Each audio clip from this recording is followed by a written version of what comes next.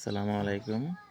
সবাইকে জুমা মোবারক। আজকে জুমার দিন, গরিবের হজের দিন। জুমার নামাজ পড়তে যাব।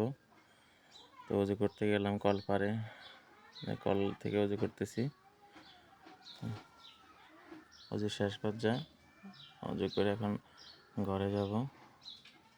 ঘরে যেয়ে গেঞ্জিটা চেঞ্জ করব, টুপি পরব।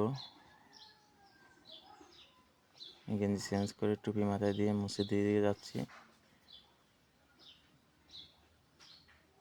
এটা হচ্ছে আমার বাবার কবর। মসজিদের সাথে আমার বাবার কবর। বাবার কবরের পাশে দাঁড়িয়ে বাবার কবর জিয়ারত করলাম। একদম রাস্তার সাথে মসজিদের সাথে বাবার কবর। এখন মসজিদে যাচ্ছি। মসজিদে যাই, হুজুর খুতবা পাঠ করতেছে। খুব সুন্দর খুতবা পাঠ করছে উনি আজকে। রমজান নিয়ে অনেক কথা বললো, রোজা নিয়ে অনেক কথা বললো।